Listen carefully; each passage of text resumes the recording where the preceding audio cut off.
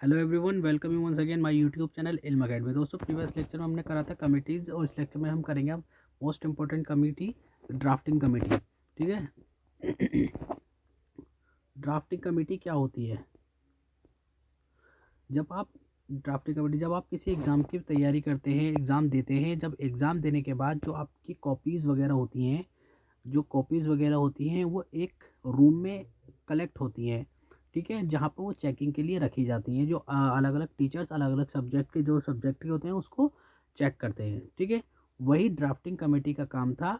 ठीक है, drafting committee के में क्या हुआ था, जितने भी प्रपोजल थे, जितने भी मतलब वर्किंग थी कॉन्स्टिट्यूंट असेंबली की, वहाँ पर एक ड्राफ्टिंग कमेटी बनाई गई और वो सारे डॉक्यूमेंट वहाँ पर रखे गए।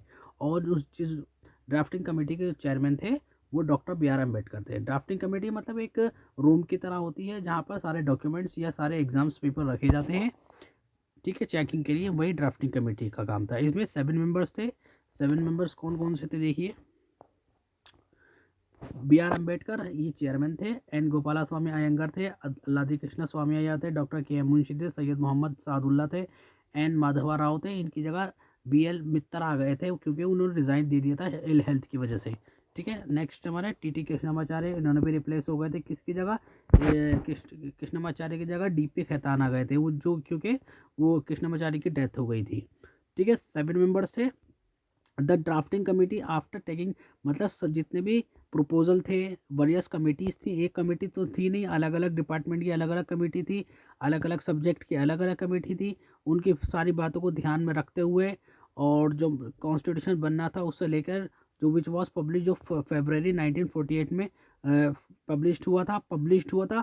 The people of India were given 8 month का टाइम दिया गया था डिस्कस करने के लिए, ड्राफ्ट बनाने के लिए, प्रपोज अमेंडमेंट जो भी प्रपोज थे, मतलब अमेंडमेंट हो रहे थे in the light of the public के कमेंट्स को भी ध्यान में रखते हुए। ठीक है, ये ड्राफ्टिंग कमेटी का काम था, जहाँ सब ड्राफ्टिंग कमेटी में जितने भी ओपिनियन थे, जितनी भी वर्किंग थी, वहाँ सबमिट हुई थी।